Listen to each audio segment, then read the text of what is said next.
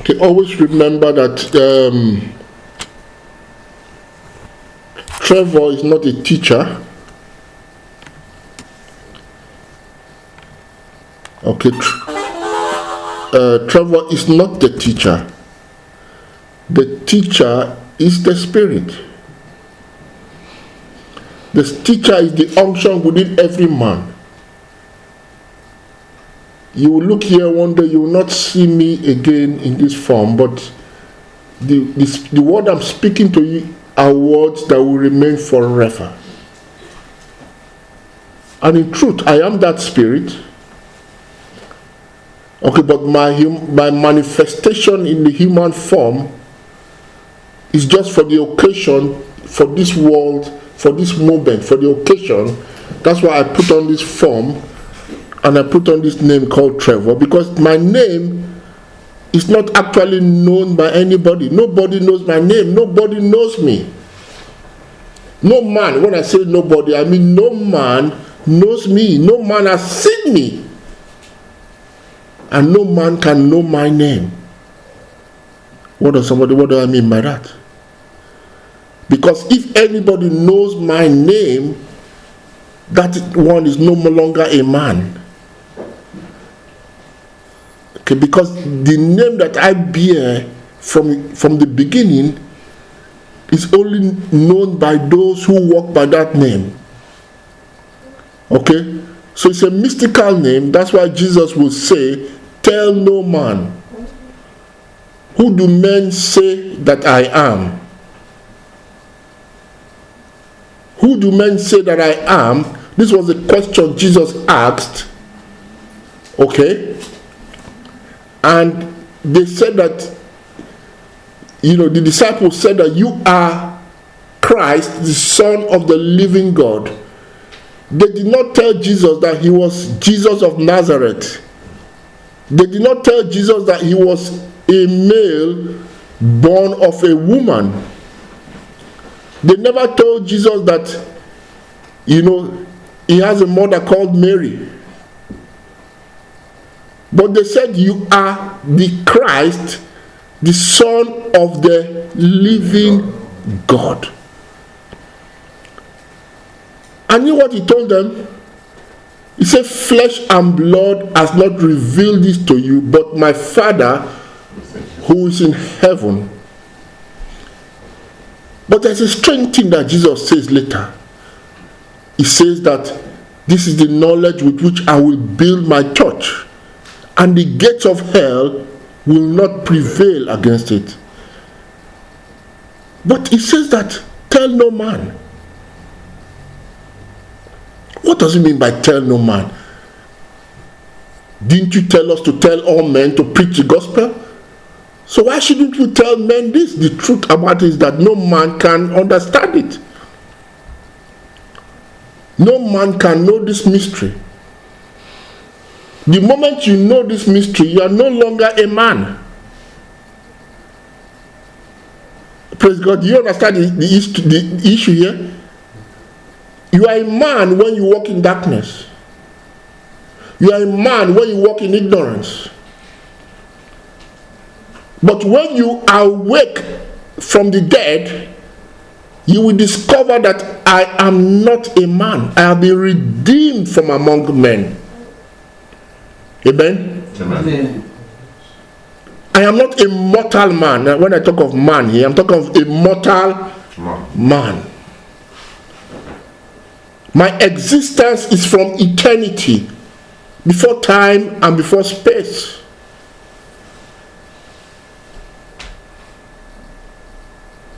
Now, this is the revelation that you will get of yourself that will stabilize you upon the rock of ages. Upon this knowledge will I build my church, and the gates of hell will not prevail. Now, the church of God is not a place you go to on Sunday.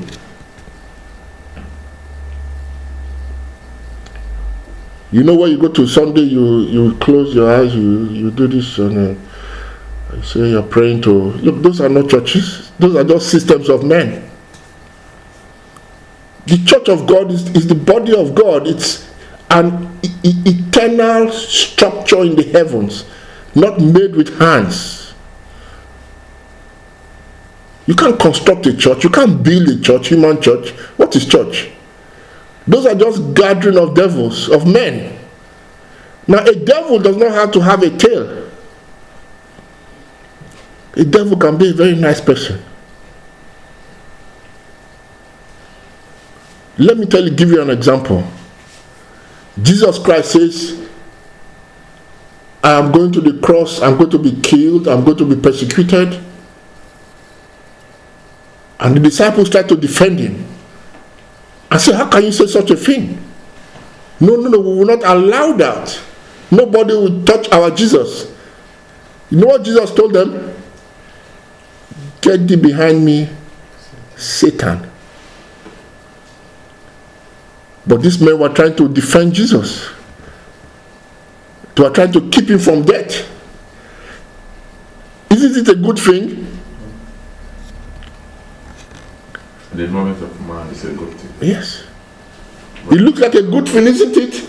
But Jesus called him what? Satan. So Satan you have to be very, very discerning. Satan is not just about, a wicked person with a fork in the hand and knife and it can be nice on a human level.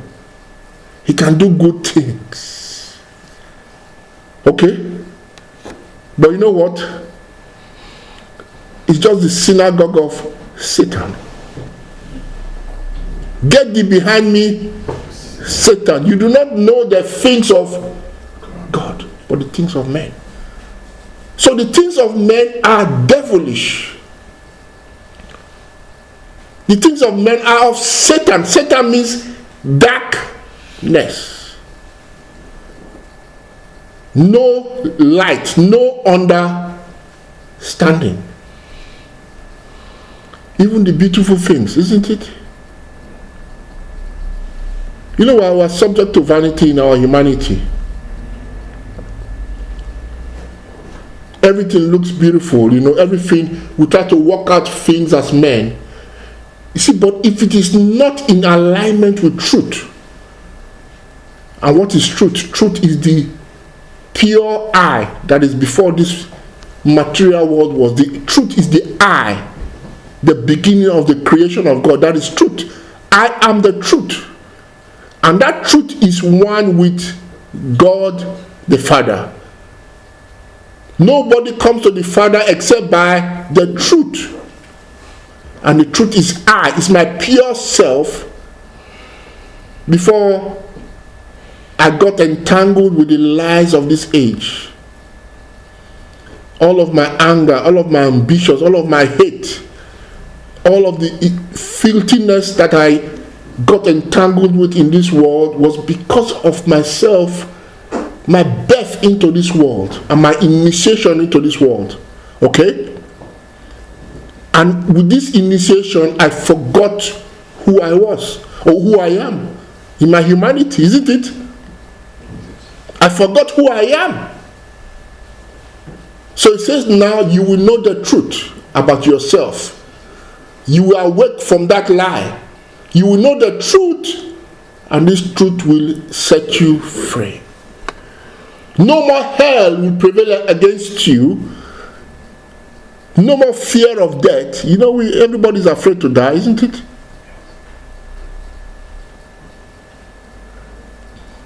Let me tell you, if you know truth, you can never die. When you get older, you get scared, isn't it? When the body moves this way, with every move you call the doctor. Isn't it? With every weakness in the body, we call the doctor.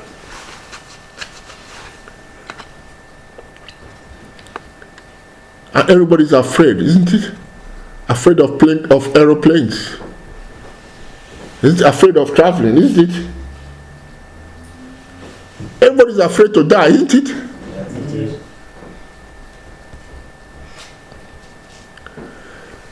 But you know what? Jesus came to abolish that fear of death. Because the truth about it is that you can never die.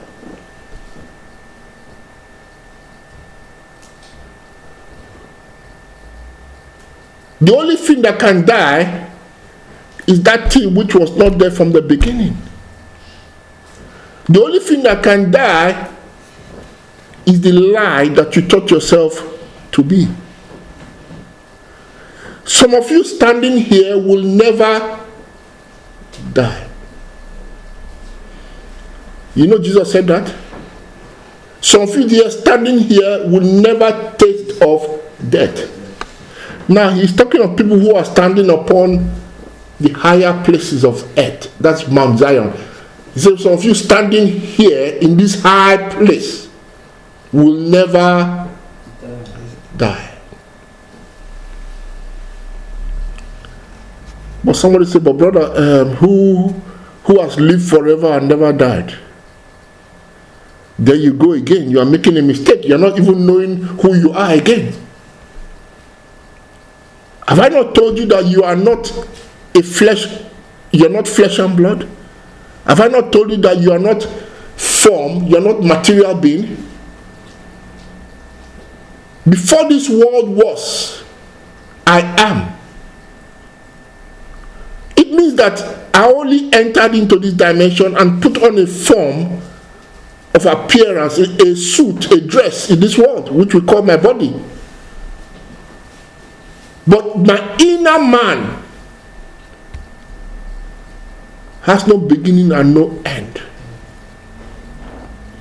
Okay, I am the temple of God. And let me tell you, the temple of God was not built at any time. It was never constructed. The temple of God is an eternal structure. Praise God. Hallelujah. Have you heard of a church project? A mosque project? Some people are trying to build a tabernacle in Jerusalem to bring back the glory, former glory of God. Amen. Amen. You know, have you heard of donation to make it a house of God? And everybody carries all their money and put, and you know, they're creating a place for God to be happy with them and all that. God is not happy with you. Let me tell you. Amen. God wants you to know that I am the temple of God. Now, if you are the temple of God, it does not mean that some external body called God comes to live in that temple. No. The real pure I is God. Somebody said, but brother, what do you mean? How many people can be God? That's the mystery of the faith. One body, many members. Whenever God appears in multitudes because He's one. That multitude is one. In one spirit, living by one spirit, one mind, one voice. Let me tell you something. That kind of oneness of the Spirit of God can never be found in this world. Amen? It can be found even in your marriages. Have you heard of the saying that the two shall become one? Yes. When the man and the woman marry, they can become one. Don't waste your time. You can't walk in the flesh. Amen? Amen. One means that we're not talking of agreeing, or we're not talking of like, you know, working things out. We're talking of one. Praise God. So let us go higher. Let us go higher. Let us follow the example of Elisha. Elisha followed the master onto the resurrection. Now understand the story of Elisha is one that every man must follow. Everything you hear or read or see in this outer world is a lesson for us in the kingdom of God. Now listen to me. Without God, there is nothing. Everything you see is talking about God. Even the bad things, everything you see, things that you interpret as bad, everything you see has a lesson in God's kingdom. That's why we call them parables. Everything is like a parable. You see me, you see my hands like this. You know these hands are parables? There's a mystery behind why I have 5 fingers, why I have 2 eyes. There's a mystery why I have 2 hands. Everything you see, when you see a bird coming out early in the morning and giving some good melody, or you see the cock crowing at dawn, or you see the wind blowing on the tree, there's a lesson there to hear that God is speaking. God is in everything. He's speaking in everything. But we have to tune our ears to listen. Elisha followed Elijah in the transformation. Now, Elijah was about to be taken away. And you notice that Elijah passed through 2 cities and urged Elisha to stop while he went ahead. But Elisha insisted on following Elijah. Now understand that in this sense, Elijah is the unction of the Spirit within you that says, I go to the Father. There's something within you that is pulling you up into the ascension into God. But you know that most people resist it. There's something within you, they call it the inner unction. That is your Elijah. That is the Spirit within you. Have you heard that those that are led by the Spirit are sons of God? But not everybody will allow himself to be led by the Spirit. Because of the love of this outer world. Everybody wants to belong to this outer world. Most people are carried away with this world because the inner unction will pull you out of this world into the invisible, into God. But there's something in you that loves this world, that wants to gain this world, that wants to expand on the earth. While there's a spirit within you that's trying to take you out of this world, the Spirit is telling you that this is not the real world. This thing you are seeing is what? Temporal. It will be taken away from you in a moment. Let me take you to the real world. That is the unction within you. That is the Spirit within you. He will teach you all things. He will lead you into all truths. But most people are not led by that Spirit. That's what we call sin against the Holy Ghost. And the Holy Ghost will lead you out of this world into God. On the way, Elisha met prophets. Now prophets, there are different classes of prophets. Now a prophet does not have to be one that puts on a white garment and says, thus says the Lord. No. The ordinary man on the street is a prophet. The Muslim, the Christian, the Buddha, they're all prophets. Everybody is prophesying according to his own knowledge. Notice that Elisha met with prophets along the way, and the prophets were trying to interact with him, and the prophets were saying, do you know your master is about to be taken away? And you notice that Elisha refused to even listen to them.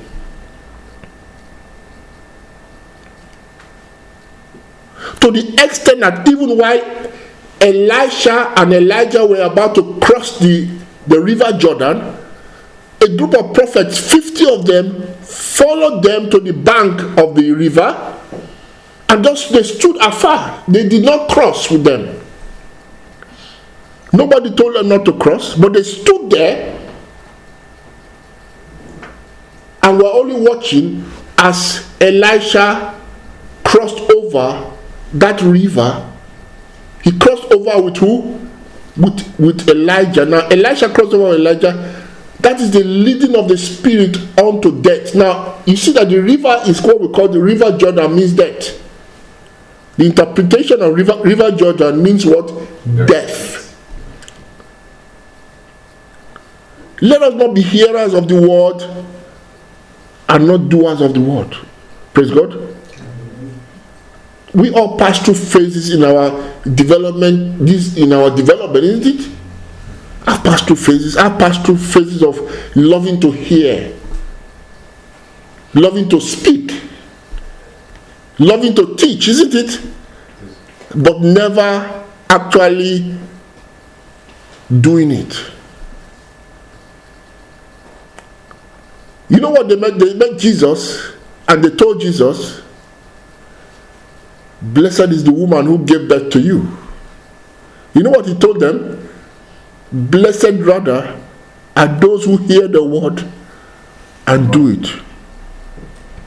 And if you do the word of God, it will lead you to death of your human self.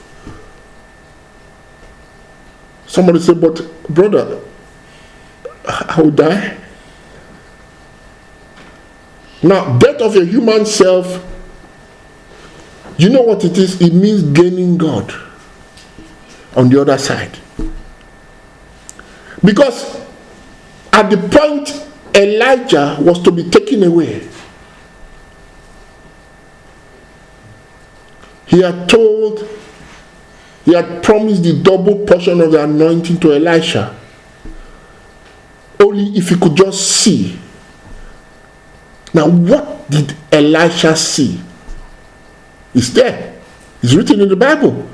When you go back, read the book of, read the book of 2 Kings chapter 2, and you read it downwards. What did Elisha see? Because Elijah told him, if you want to get the anointing without measure. Now the anointing without measure, or the double portion of the anointing, means the anointing of God. It means the Spirit of God. Without measure. Now God does not give you in measures. We men, we measure our things and give people. When God gives you, either you have all of God or you have nothing. And if you have all of God, it means that I am God. Somebody say, praise God. Hallelujah. If you can see when I'm being taken away, you will get the whole of God. You will have the anointing without measure. Do you know what Elisha saw? He shouted, "My father, my father." The chariots of Israel and the horsemen thereof. That's what he saw. Oh, praise God. Now,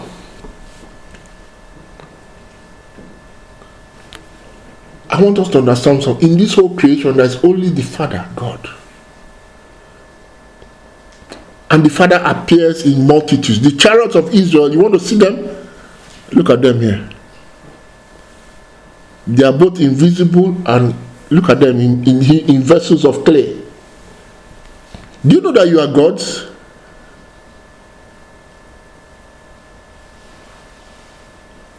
I have said that you are gods. You are all children of the Most High. All, not some of you. Forget your mistakes, your human ignorance. Forget it. Amen. Amen. You are God's children of the Most High. Hallelujah. Arise in this knowledge.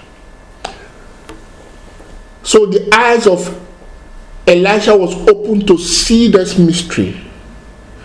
If your eyes see God in the creation, you understand what it means that blessed are the pure. Okay? For they shall see God. Now, to be pure does not mean I don't take a glass of wine. Okay? To be pure does not mean that, I don't tell human lies. Oh, no, I mean, those are lower levels of, we're talking about, to be pure means that you see God and God alone in the creation. You see, the Spirit of God comes to show you God. He does not come to teach you mathematics. He does not come to teach you how to make money. He does not come to teach you how to make a big church and all those kind of things. He comes to teach you, show you the mystery of God. He has come to give you an understanding of God.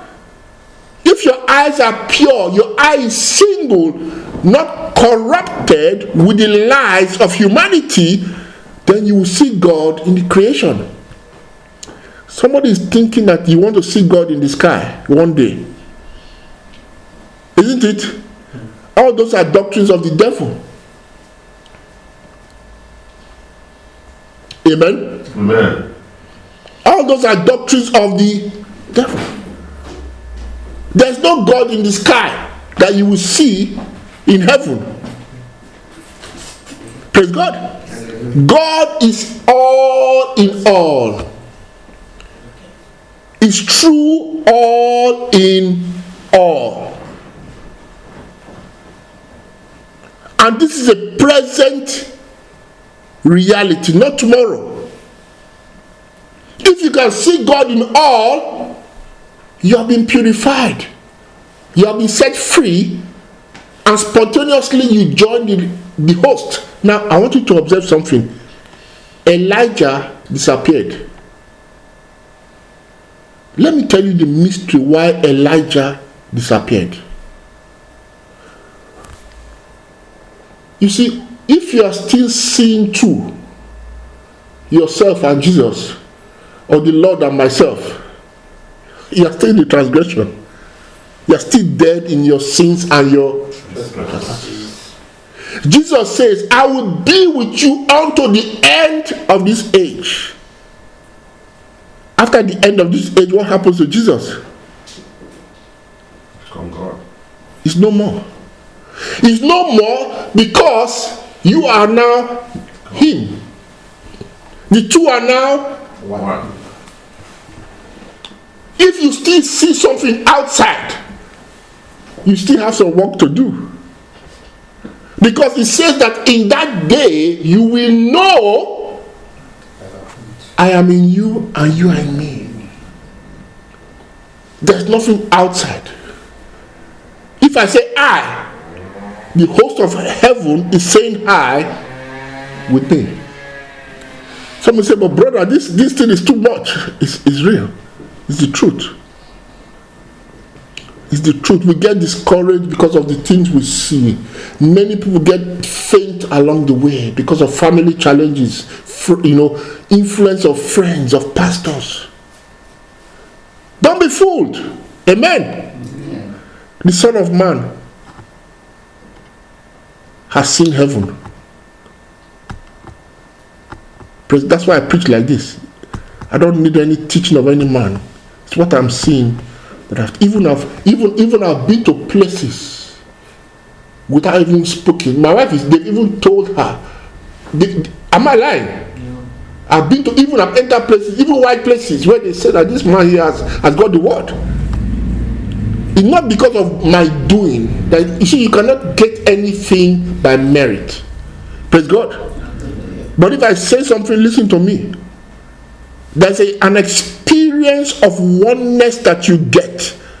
That when you say I, heaven is saying I with you. It's one.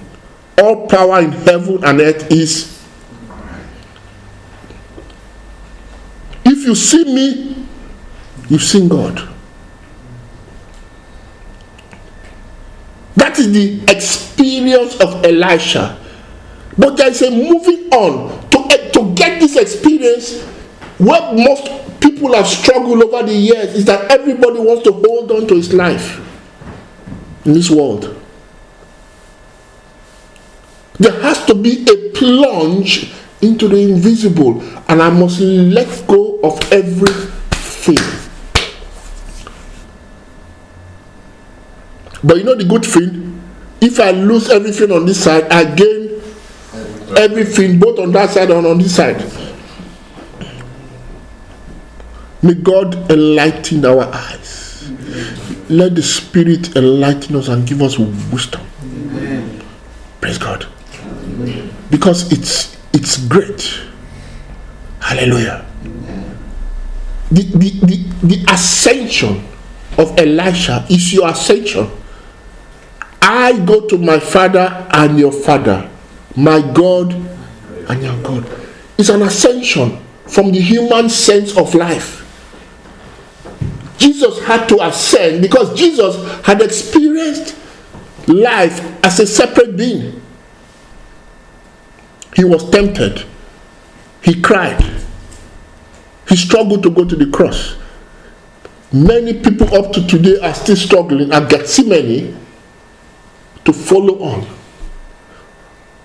You see, all those things were demonstrated for us to understand that even Jesus experienced it, isn't it? Yes. At times there's something that tries to pull you away from what you've heard, isn't it? There's something that tries to make you grow cold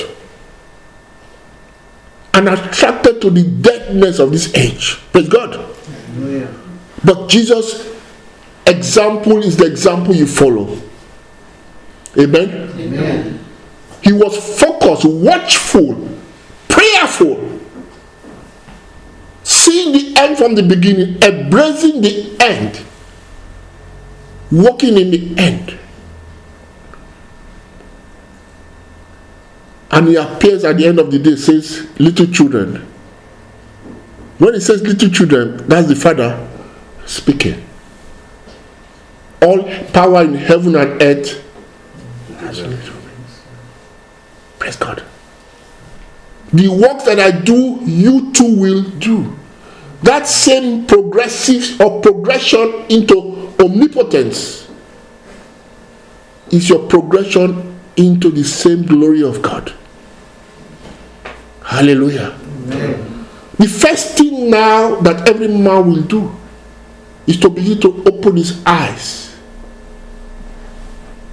and contemplate the glory of God in the creation, because it is already present. Hallelujah. Amen. Open your eyes like Elisha and you will say, Father, my Father, my Father. Hallelujah. Amen. There's one Spirit, there is one Lord, there's one Father, there's one God. And that one is in the midst of us all. Now, this was the revelation with which Paul ran. This was the revelation that catapulted Paul into the resurrection. This was the revelation that Paul had that made him say that I've run the race and I've finished it. Praise God. Hallelujah. Because he had come to understand the mystery of oneness. If you know oneness, then you have found life. Praise God. Hallelujah. No longer tools, no longer Jesus blessing me, God blessing me. The two are now one. God bless you. Amen. Amen. Amen.